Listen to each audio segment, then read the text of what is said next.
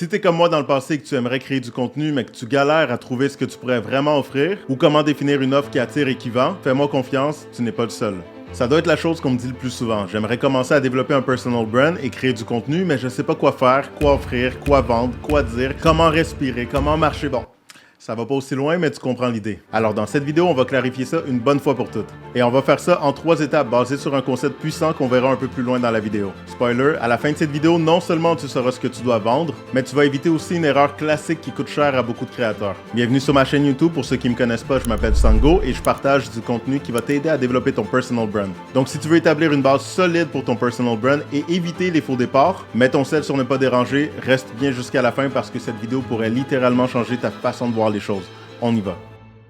Étape numéro 1, les 4 cercles de l'ikigai. La base d'un personal brand commence par son offre. Alors comme j'ai dit plus tôt, on va se servir d'une méthode en 3 étapes et on va se servir du concept de l'ikigai. Pour ceux qui ne le savent pas, l'ikigai est un ancien concept japonais et ça va pouvoir t'aider à déterminer ton offre. Donc pour trouver ton offre, il va falloir comprendre les 4 cercles de l'ikigai. Chaque cercle va te rapprocher de ton offre principale. Cercle numéro 1, ce que tu aimes. Pose-toi ces questions. Qu'est-ce qui te passionne vraiment? Qu'est-ce que tu ferais même si tu n'étais pas payé pour le faire? Écris tout ce qui te vient à l'esprit. Cercle numéro 2, ce pourquoi tu es doué. Quelles sont tes compétences? Ça peut être ton métier actuel, mais ça peut aussi être des talents que tu n'utilises peut-être pas encore à leur plein potentiel. Cercle numéro 3, ce dont le monde a besoin. Regarde autour de toi, c'est quoi les problèmes que les gens essayent de résoudre? Qu'est-ce qui est demandé aujourd'hui dans ta niche? Et cercle numéro 4, ce pourquoi tu peux être payé. Qu'est-ce qui est monétisable? Quelles sont les compétences ou les solutions pour lesquelles les gens paieraient? Là, ce que tu vas faire, c'est de faire pause à la vidéo, prendre le temps de noter tout ça et d'y répondre, et on passe à la prochaine étape. Étape numéro 2, trouver le point milieu. Maintenant que tu as les 4 cercles, c'est le temps de trouver leur intersection et c'est ce qu'on appelle le point milieu. C'est là que tu vas trouver ton offre principale.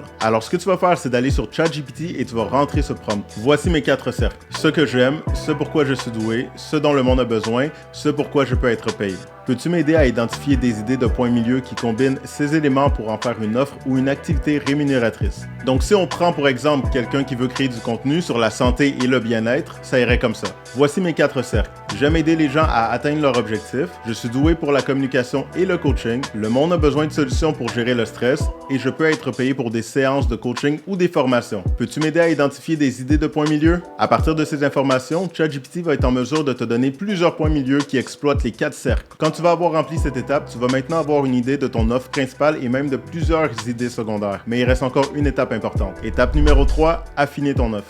Une bonne offre ne se limite pas à l'idée. Pour qu'elle fonctionne, elle doit répondre à 3 critères bien précis qui vont pouvoir t'assurer que ton offre est solide. Le premier, elle doit être claire. Ton offre doit être simple à comprendre. Si tu la présentes à un ado de 12 ans, il devrait être capable de la répéter. Par exemple, au lieu de dire « Je propose des stratégies de croissance personnelle pour entrepreneurs », dis « J'aide les entrepreneurs à attirer plus de clients grâce aux réseaux sociaux ». Le deuxième point, elle doit amener de la valeur. Elle doit résoudre un problème clair ou offrir un bénéfice. Pose-toi cette question. Quelle transformation mon offre apporte-t-elle à mes clients? Et le dernier, elle doit inciter à agir. Ton client doit savoir exactement ce qu'il doit faire pour travailler avec toi. Est-ce qu'il doit par exemple réserver un appel ou cliquer quelque part ou télécharger quelque chose? En résumé, il ne devrait pas avoir à se poser de questions. Et quand ces 3 critères seront cochés, tu auras maintenant une offre prête à captiver ton audience, résoudre un problème concret et commencer à générer des résultats. Bon, maintenant tu as tout ce qu'il te faut pour trouver ton offre principale et avoir une base solide pour ton personal brand. Rappelle-toi que c'est ton offre qui va venir déterminer précisément ta niche, ton message et ton public cible. Ta prochaine étape va être de créer du contenu et de commencer à développer les fondations de ton personal brand autour de cette offre. Les bénéfices d'avoir une offre claire et précise, c'est que ça va te permettre de créer du contenu stratégique qui va te permettre d'attirer les bonnes personnes et de créer une communauté fidèle. Mais fais attention parce que c'est exactement l'endroit où est-ce que beaucoup de personnes l'échappent. Ce que la plupart des gens vont faire, c'est qu'ils vont commencer à publier du contenu sans aucune stratégie et sans aucune direction.